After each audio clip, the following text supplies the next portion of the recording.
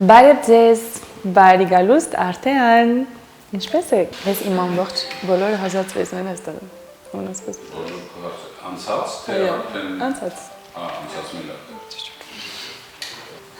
Խնդրում 20 րոպե ոչ մեկ չի շնչում, բացի հյուրերից։ Մենք կարանք չշնչենք, ընդհանրապես։ Բարև ձեզ, բարևառ։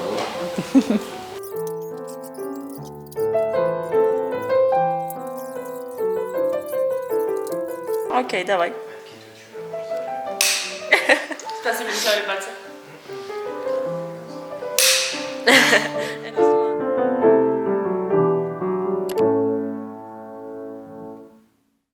Արա Աբրահամյան, շատ ուրախ եմ քեզ հետ այսօր խոսելու արհեստական բանականության մասին։ Դուք խորհրդատու եք տարբեր ընկերություններում եւ այս թեման շատ արդյունավետ է այսօր,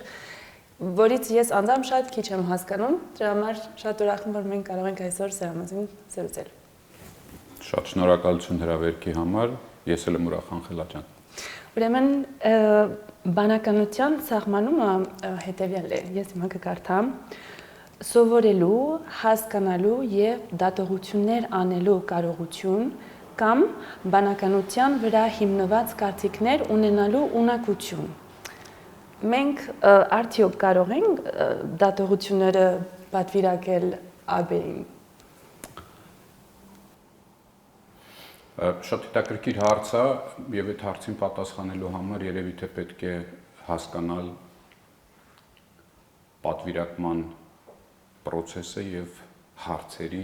որոնց պատասխանն ենք մենք փնտրում, ամբողջ իմիությունը։ Այսինքն, եթե խոսքը գնում է ամենահարց, պարզ եւ ամենահասարակ հարցի մասին, թե այն հարցի մասին, որ մեծ եւ խորը եւ երկարաժամկետ սոցիալական, էթիկական եւ այլն բնույթներ են կրում։ Եվ եթե ոնց որ ասած լայն դիապազոնին հարցերին նայենք, ապա կտեսնենք, որ բնականաբար որոշ հասարակ հարցեր, որոնց պատասխանը գտնելը շատ հեշտ եւ առանց որևիցե մեծ հասարակական կամ անձնական հետևանքների բերելու կարող է ընդունվի, ապա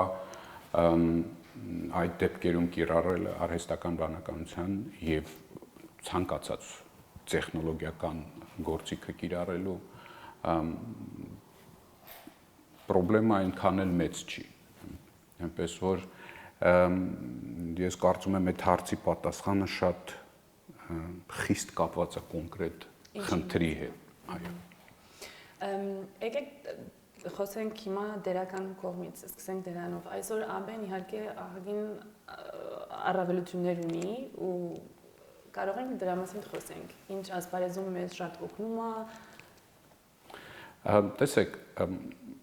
արհեստական բանականությունը դա մի տեխնոլոգիական գործիք է, որը որ վերջի մոտավորապես 30-40 տարվա մեջ կիրառելով այն մեթոդները եւ ալգորիթմները, որոնք որ թերևս հայտնի են բավականին շուտ, եւ օգտագործելով այսօրվա մեծ եւ հզոր հաշվողական ունակությունները բերել է մի որակական թռիչքի, եւ երբ մենք նայում ենք այն գործիքների, այսօրվա արհեստական բանականության գործիքներին, որոնք որ հիմնված են այսպես կոչված նեյրոնային ցանցերի վրա, ապա մենք տեսնում ենք, որ այդ հաշվողական հզորությունների աճը բերում է որակական թռիչքի եւ գործիքներ, որոնք որ կարող են կիրառել արհեստական բանականության ալգորիթմներ, տեխնոլոգիաներ եւ այլն, հնարավորություն են տալիս մարդկանց, ասենք տարբեր մասնագիտություն բժիշկներին, նույն ասենք նույնիսկ արվեստագետներին, ինժեներներին կամ ֆինանսիստներին որոշումներ ընդունել, որոնք շատ ավելի խորը եւ մեծ ծավալի տվյալների վերլուծության հիման վրա են արված, որը որ չի կարող բացասական արդյունք ունենա, բացասական, ոնց որ ասած, impact ունենա մարդկության վրա։ Այնպես որ նորից խոսելով դրական կողմերի մասին, հիմնական արժեքը արհեստական բանականության ի հայտ է գալիս արհեստական բանականության ուժեղ կողմերի եւ բնական բանականության ուժեղ կողմերի համադրման արդյունքում։ Եվ ասենք դրանով հասկանում ենք ինչ ենք շահում, ով է շահելու, բայց կա ինչ-որ մի շերտ, մի ասպարեզ, որտեղ կորցնում ենք, հատկապես մարդկային իրականում արհեստական բանականությամբ զբաղվող ինժեներական, այդպես ասած, միությունը մարդկանց եւ ընդհանուր մարդկությունը շատ տարբեր տեսակետներ եւ տեսանկյուններ ունեն արհեստական բանականությանը նայելիս, այսինքն մենք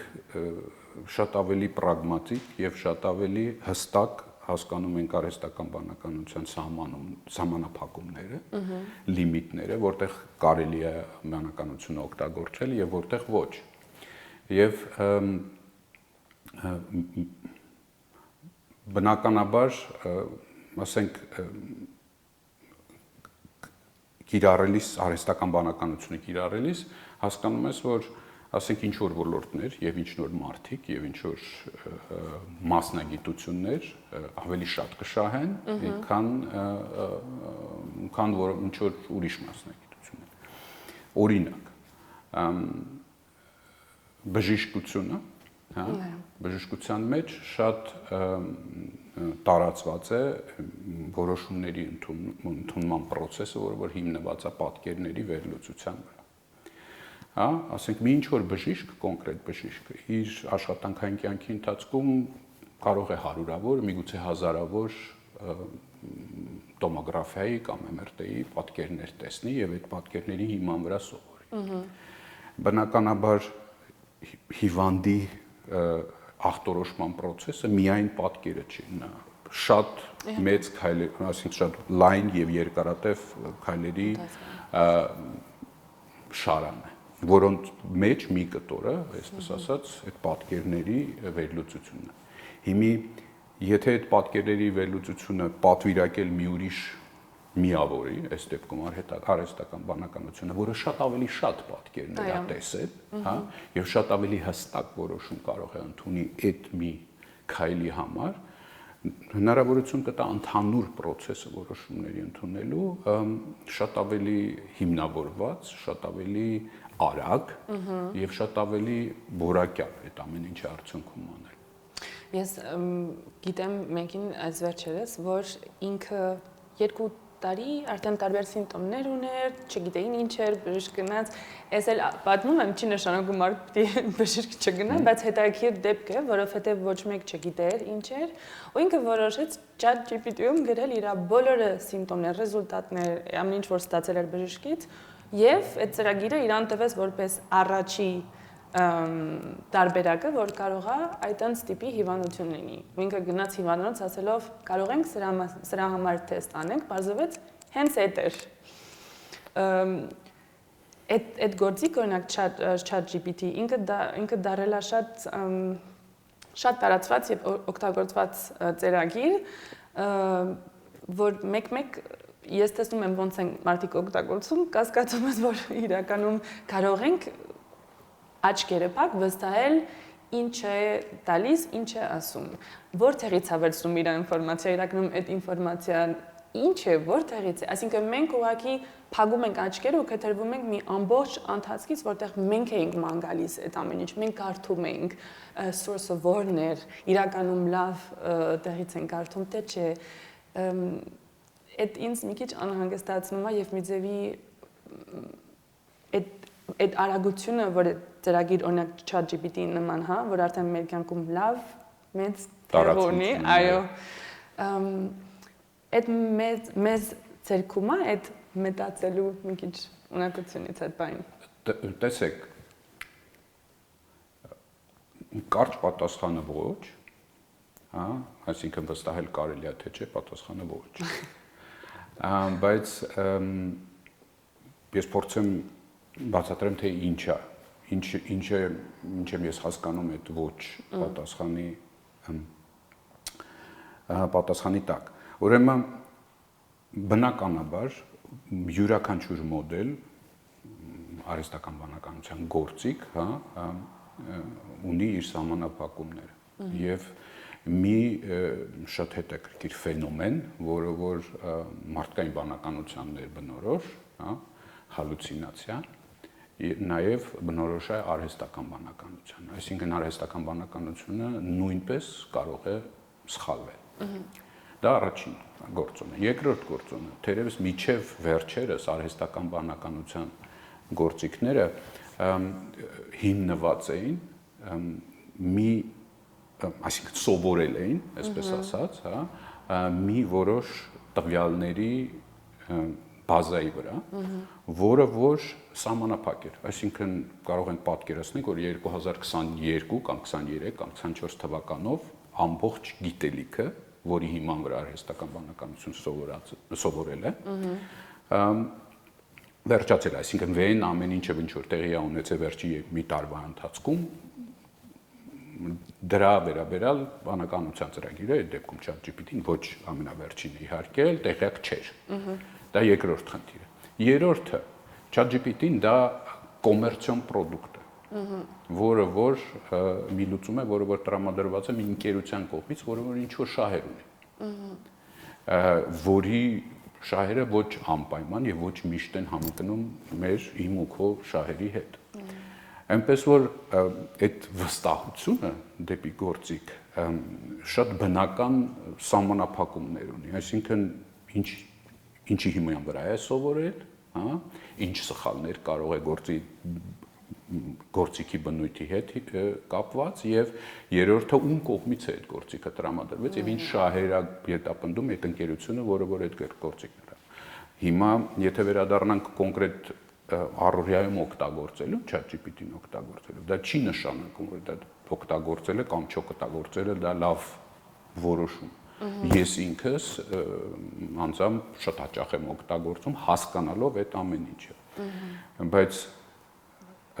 որպեսզի իմ որոշումը միակողմանի եւ միայն մի ինչ-որ գործիքի հիման վրա հիմնված չլինի, ես փորձում եմ օգտագործել մի քանի գործիք, այն քայլերը կամ այն ինֆորմացիան, որ ես ստանում եմ, ասենք, նույն ChatGPT-ից, ես վալիդացնում եմ ուրիշ աղբյուրների կողմից, շատ ավելի վստահելի աղբյուրների կողմից եւ այլ եւ այլ։ Այնպես որ երրորդ անձի կողմից տրամադրված գործիքին կուրորեն վստահելը երբեք լավ միտք չի, բայց այդ գործիքը չօգտագործելը նույնապես լավ միտք չի։ Պետք է գիտակից լինել, թե այդ գործիքը ինչ հնարավորություններ է տրամադրում եւ ինչ սահմանափակումներ ունի։ Ասենք կարևորությունը այն է, որ մենք հասկանանք այդ ամեն ինչը օգտագործելուց։ Մի հատ կարճ հարց նույնպես արվեստի մասին ճիշտ ասած։ Արհեստական բանականությունը նույնպես մտնում է կամաց արվեստի ոչ կամաց շատ արագ, մենք որպես երաժիշտներ չենք պատկերացնում ոնց կարող է արհեստական բանականությունը նվագի, չգիտեմ, համերգ դե այդ բոլորը զգացմունքները փոխանցի, շատերը ասում են որ լրիվ հնարավոր է որ այդ գալիս է ժամանակի հարց է, դուք ինչ եք կարծում դրա մասին։ Բարդ հարց է։ Արհեստական բանականության հիմնական եւ ամենակարևոր սահմանափակումը դա գիտակցության կամ ինքնագիտակցության բացակայությունն է։ Հա, եւ իմ համոզմունքը մենք այս պահին շարժվում ենք փիլիսոփայական, այլ ոչ թե ինժեներական կամ դերս գիտական ինչ որ ոլորտում, այլ ավելի շուտ զգացմունքների, հա, տիրույթում։ Ես կարծում եմ, որ այդ ինքնագիտակցության բացակայությունը դա մի հիմնական հատկություն է, որը որ ի վերջո հնարավորություն չի տա արհեստական բանականությանը անել այն, ինչ որ անում է երաժիշտը, ինչ որ անում է, չգիտեմ, կոմպոզիտորը եւ այլն, այսինքն ստեղծել են էմոցիոնալ կապը երաժիշտի եւ հանդիսատեսի միջեւ։ Ասելով դա ես ինքս շատ լավ հասկանում եմ, որ ինչ վերաբերվում է երաժշտությունը վերարտադրելուն կամ ասենք նույնիսկ նոր արվեստի գործեր ստեղծելու, ապա այդտեղ արհեստական բանականությունը շատ արագ առաջընթացի է գնում, հա, եւ ի վերջո եւ երաժշտություն կամ ասենք ինչ որ մի արվեստի գործ ստեղծելը եւ այդ գործը վերարտադրելը որովհետեւ դժվարություն չի ներկայացնելու արհեստական բանականության համար։ Հասկանալով դա ես թերևս լավ չեմ հասկանում, թե ինչ մասշտաբով եւ ինչ տարածում, այսպես ասած, արհեստական բանականության ստեղծած արվեստը կստանա, շատ լավ հասկանալով, որ երևի թե ինչ որ տեղ մեր ապագա կյանքում այդ տեսակի արվեստը, արհեստական բանականության կողմից երևի թե կունենա։ Վերադառնալու։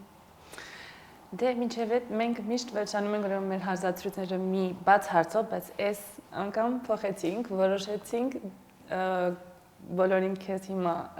խնդրել, որ կիսվես մեզ հետ մի ստեղծագործությամբ, որ քո կյանքում շատ մեծ դեր է ունեցել։ Դա լինի գիրք, դե արվեստի գործ, երաժշտություն։ Մի կամ շատ։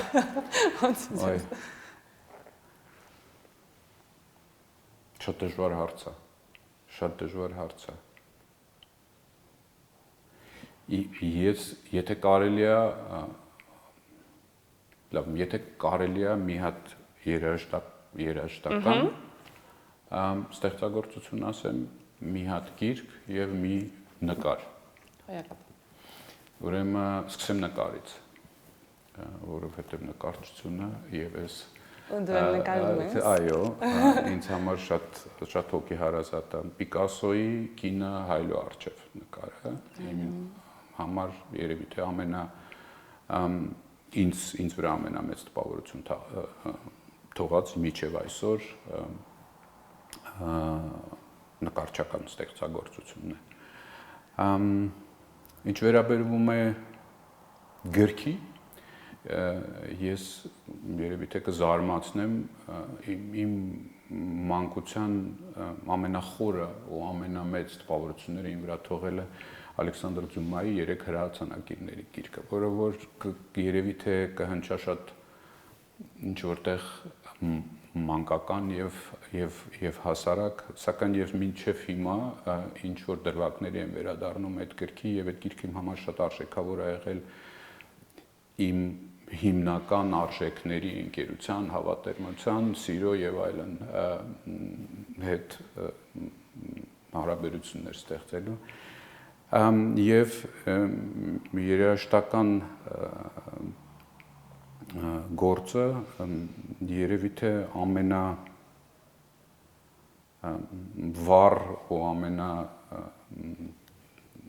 այսպես ասած էմոցիոնալ ազդեցությունը իմ վրա թողել է Բրամսի ջութակի կոնցերտը։